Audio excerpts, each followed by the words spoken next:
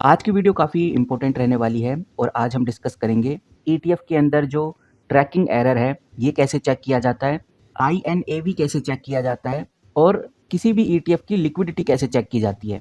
क्योंकि अगर सही से ये पता लगाना हो कि ईटीएफ में बेसिकली चल क्या रहा है, क्योंकि सिल्वर ईटीएफ तो बहुत सारे हैं लेकिन इनमें से कौन सा ईटीएफ सही रहने वाला है, टाटा सिल्वर ईटीएफ सही रहेगा या निप्पो सिल्वर ईटीएफ सही रहेगा या एचडीएफसी सिल्वर ईटीएफ हमारे लिए सही रहेगा या आईसीआईसीआई प्रूडेंशियल सिल्वर ईटीएफ सही रहेगा। वहीं एसबीआई सिल्वर ईटीएफ हो गया, डीएसपी सिल्वर ईटीएफ हो गया, कौन सा ईटीएफ सही रहेगा ये चेक करने के लिए आपको तीन इंपॉर्टेंट चीज पता होनी चाहिए। पहला है ट्रैकिंग एरर, दूसरा है लिक्विडिटी और तीसरा है आईएनवीए। और ये तीन ही सबसे मजबूत पिलर हैं जो हमें देखने चाहिए किसी भी सिल्वर ईटीएफ या गोल्ड ईटीएफ में एंट्री लेने से पहले। सबसे पहले हम आ जाते हैं लिक्विडिटी के ऊपर कि कैसे लिक्विडिटी देखते हैं। लेकिन उससे पहले ये पता होना चाहिए कि बेसिकली लिक्विडिटी होती क्या है। लिक्विडिटी आप ये समझिए कि कितना जल्दी आप इन और आउट कर सकते हैं। लिक्विडिटी का मतलब ही ये है कि भाई मार्केट में उस ईटीएफ के कितने खरीदार और बेचने वाले हैं। और लिक्विडिटी इंपॉर्टेंट इसलिए होती है क्योंकि आप मान के चलिए कि अब सिल्वर का प्राइस अचानक से 5% बढ़ जाता है और आप प्रॉफिट यानी कि मुनाफा बुक करना चाहते हैं। अगर ईटीएफ में लिक्विडिटी नहीं होगी तो आपका जो सेल ऑर्डर है वो एग्जीक्यूट नहीं होगा या फिर आपको बहुत कम दाम पर बेचना पड़ेगा। इसीलिए लिक्विडिटी को देखना बहुत जरूरी है। हाई लिक्विडिटी से ये रहता है कि बायर्स भी एक्टिव हैं और सेलर्स भी एक्टिव हैं, जब चाहें जब आप इन और आउट कर सकते हैं। अब लिक्विडिटी देखने के लिए आप इधर देखिए, मैं एनएससी की वेबसाइट पे हूँ। आप किसी भी ऑफिशियल वेबसाइट पे ये लिक्विडिटी चेक कर सकते हैं। मैंने यहाँ पर टाटा सिल्वर ईटीएफ खोला हुआ है। अब मुझे यहाँ पर ये जो ट्रेड वॉल्यूम है क्लियरली देखने को मिल जाता है। यहाँ पर जो ट्रेड वॉल्यूम है 4352 लाख का है। और अगर हम टाटा सिल्वर ईटीएफ को कंपेयर करें निप्पो इंडिया सिल्वर ईटीएफ से, तो यहाँ पर मैंने निप्पो सिल्वर इंडिया ईटीएफ खोला हुआ है। मैं थोड़ा सा नीचे चलता हूँ तो इसका आप ट्रेड वॉल्यूम देखिए। यहाँ पर आपको ट्रेड वॉल्यूम देखने को मिलेगा 1688 लाख, यानी कि साफ नजर आता है जो टाटा सिल्वर का ट्रेड वॉल्यूम है वो काफी ज्यादा है। टाटा सिल्वर में काफी हाई लिक्विडिटी है।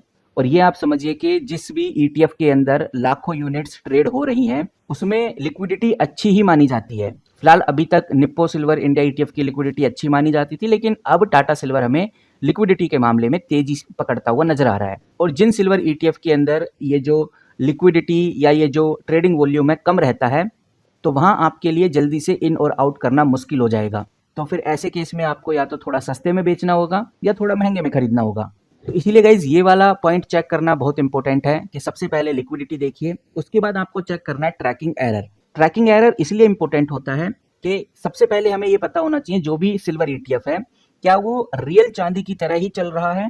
आप ये समझ के चलिए कि ट्रैकिंग एरर वो गैप है जो ईटीएफ के रिटर्न्स और असली चांदी के रिटर्न्स के बीच में जो गैप होता है वही गैप ट्रैकिंग एरर है। अब ये क्यों जरूरी है? क्योंकि हम बहुत अच्छे से जानते हैं कि ईटीएफ का काम है चांदी के प्राइस को कॉपी करना। तो अगर जो सिल्वर है जो चांदी है मान लेते हैं 10% बढ़ जाती है, बट आपका जो ईटीएफ है जो आपका सिल्वर ईटीएफ है वो 8% ही बढ़ता है, तो 2% का जो गैप है यही ट्रैकिंग एरर है। अब ये ट्रैकिंग एरर क्यों आता है, इसके पीछे की वजह क्या है? इसके पीछे का वजह होता है फंड हाउस के खर्चे, जिसको एक्सपेंस रेशियो भी बोलते हैं। क्योंकि ये जो फंड हाउस है थोड़ा कैश हाथ में रखते हैं लिक्विडिटी के लिए, और जो ट्रेडिंग कॉस्ट होती है इस वजह से भी ये एरर हमें देखने को मिलता है। तो एक रूल अपने दिमाग में बना लो, हमेशा वही ईटीएफ लेना चाहिए जिसका ट्रैकिंग एरर सबसे कम हो, यानी जिसका ट्रैकिंग एरर जीरो के पास हो या ऑलमोस्ट जीरो हो। और यही ट्रैकिंग एरर दिखाता है कि जो फंड मैनेजर हैं वो कितने इफिशिएंट तरीके से रियल फिजिकल चांदी को ट्रैक कर रहे हैं। अब यहाँ पर ट्रैकिंग एरर कैसे चेक करें, फिलहाल मैं आपको बताना चाहूंगा। ट्रैकिंग एरर चेक करने के लिए वो ईटीएफ 1 साल से मार्केट में लिस्ट होना चाहिए। अब यहाँ पर ये मैंने एक वेबसाइट खोली हुई है, सबसे पॉपुलर और सबसे ऑफिशियल जो वेबसाइट है association of mutual funds in India ही है। यहाँ से आप ट्रैकिंग एरर निकाल सकते हैं। सिंपली आपको क्या लिखना है, AMFI ट्रैकिंग एरर। जैसे ही आप सर्च करोगे गूगल पे तो आपके सामने पहली वेबसाइट खुल के आ जाएगी AMFI tracking error. Simply click करेंगे तो यहाँ पर ट्रैकिंग एरर आ जाएगा।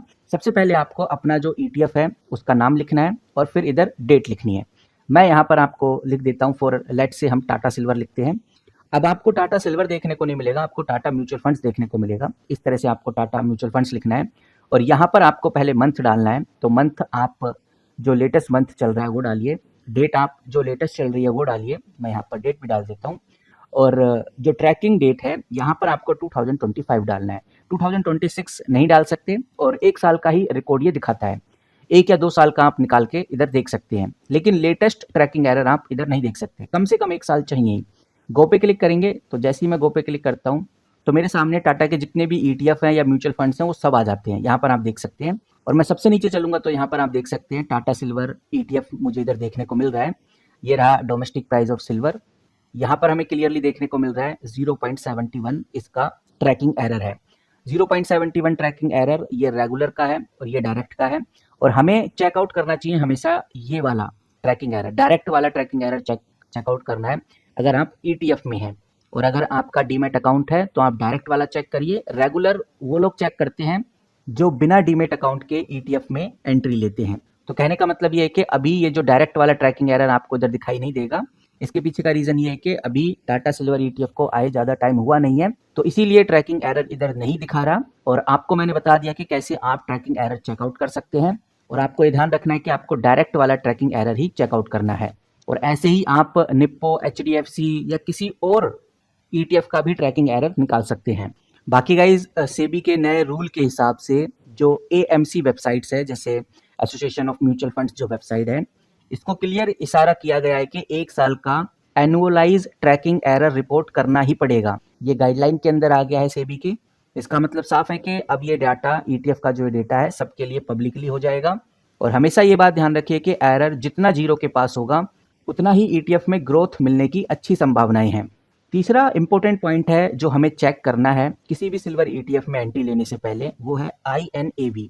INAV का मतलब है इंडिकेटिव नेट एसेट वैल्यू। आप ये मान के चलिए जो असली कीमत है उसको कंपेयर किया जाता है बाजार की कीमत से, और INAV ही सबसे स्मार्ट पैरामीटर है। फिलहाल अगर आप सब कुछ नहीं देखना चाहते बट आपको INAV जरूर चेकआउट करना चाहिए।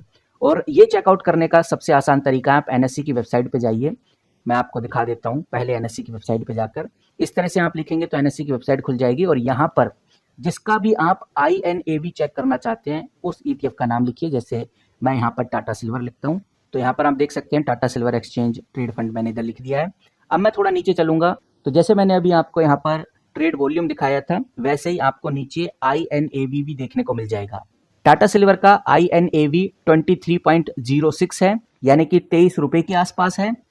और रियल में जो टाटा सिल्वर आज हमें देखने को मिल रहा है वो देखने को मिल रहा है 22 रुपीज के आसपास। ये जो INAV देखना इसलिए जरूरी होता है, कभी कभार स्टॉक मार्केट के अंदर सप्लाई और डिमांड की वजह से ETF का जो प्राइस है कभी कभार जो रियल चांदी है, जो फिजिकल चांदी है, उसके प्राइस से महंगा हो जाता है या फिर उसके प्राइस से सस्ता हो जाता है। आप ये समझ के चलिए कि अगर किसी भी सिल्वर का INAV 75 पर है और मार्केट में लोग उसी ETF को 78 पर ले रहे हैं, और आपने भी जिस ETF का INAV 75 है आपने 78 में लिया है, तो आपने 3 रुपए फालतू दिए हैं।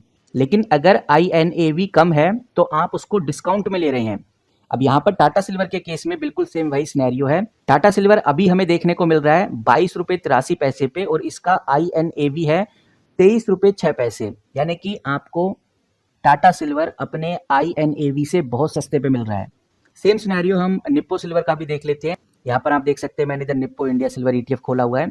अब मैं इसका भी INAV आपको दिखा देता हूँ। ये आप देखिए, इसका INAV दे रखा है 223 और सिल्वर बी का रियल प्राइस है 224, यानी कि अभी भी जो सिल्वर बी है वो अपने INAV से महंगा मिल रहा है। यानी सिल्वर बी अभी भी गिर सकता है, अभी भी अगर आप खरीदते हैं तो 1 रुपये महंगा खरीदेंगे। और इसी तरह से आपने जो भी सिल्वर ETF लिया हुआ है आप ये चीज़ जरूर चेकआउट करिए। NSE की वेबसाइट पे आपको इजीली देखने को मिल जाती है। तो ये 3 इंपॉर्टेंट पैरामीटर्स हैं जो आपको चेकआउट जरूर करने चाहिए। पहला लिक्विडिटी, यानी उसका ट्रेडिंग वॉल्यूम कितना है, एक दिन में कितना बाइंग और सेलिंग होता है। दूसरा ट्रैकिंग एरर। तीसरा INAV। ट्रैकिंग एरर हो सकता है कि बहुत सारे ETF का अभी हमें देखने को ना मिले क्योंकि ये हाल ही में लिस्ट हुए हैं, लेकिन INAV जरूर चेकआउट करिए।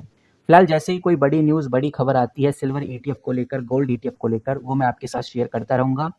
इस वीडियो में इतना ही। मिलते हैं किसी नए वीडियो के साथ, तब तक के लिए take care and good bye.